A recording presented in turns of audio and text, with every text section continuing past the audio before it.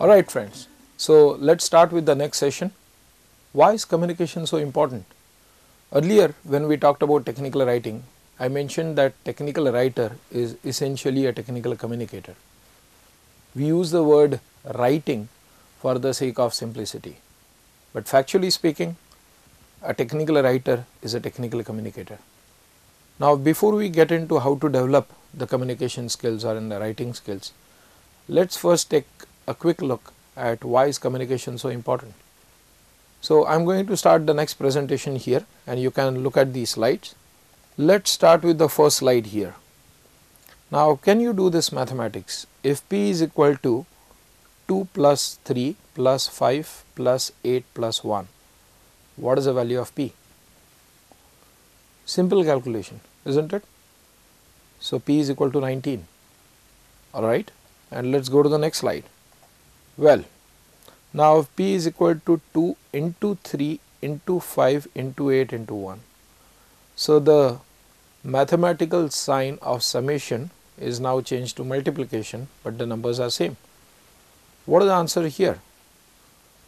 2 into 3 is 6, 6 into 5 is 30, 30 into 8 is 240, into 1 is 240. Why is the number bigger? Simple, it is multiplication. Okay. Now let's do this calculation. By far the simplest one, 2 into 3 into 5 into 8, that is 240 into 0, which is 0. What is P over here? P is actually your personality.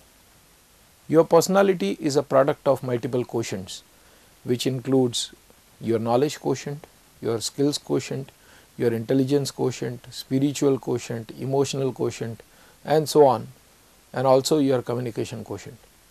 Now when it is a quotient, which means P is a multiplication, any of them becomes 0, your personality will not be perceived to be very rich by somebody else. What do I mean? Let's go to the next slide. So value of P will be smaller if any of the quotients is less than 1, and P will be 0 if the quotients is, any of the quotients is 0. What are we trying to say here? We are saying that though your personality is developed, it will not be felt, or the richness of your personality will not be felt by anyone if your communication skills are not developed. Let's look at it from a different angle.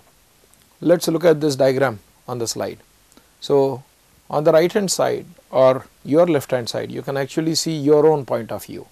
So how you look at your knowledge, your skills, and so on and so forth, right? Now since you already know yourself, for you, you can see the full picture view of your personality. But for somebody else on the other side, what is going through the funnel is dependent on the diameter of the funnel, and this funnel is created by your communication skills.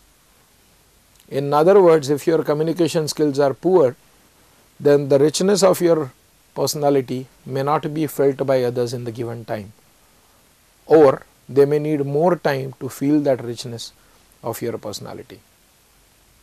You can take an example of internet bandwidth. If you have bigger bandwidth, you will be able to download pictures, music and videos easily. Something quite similar to that. If your communication skills are poor, which means your bandwidth is less, your intellect, your skills, your knowledge will not be felt by others in less time. It will take much more time. Let's look at some of the facts of today's life. What are these facts?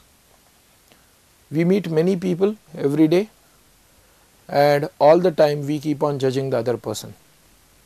Though we can communicate through eyes, touch and so on, not everyone is trained to do that, and neither everyone is allowed to do that for a number of social reasons, which means predominantly our assessment of somebody else's personality depends on how that person communicates and how that person behaves, how he walks, how he talks and so on. So if that person's communication skills are not developed, the richness of his personality will not be felt by me or you. That is how important communication skills are. So what happens? You will often see that if you cannot communicate well but somebody else can, he will probably get much more than what you get in life in general. So, if you cannot communicate well, others are not able to see the richness of your personality. Here is the other scenario now. Next slide. Now, here you see that your communication skills are well developed. Now, because your communication skills are well developed, the other person sees the proper development of your personality going through those communication skills. In fact, in many cases the communication skills may act as a convex lens. So, they may actually magnify what your real personality is.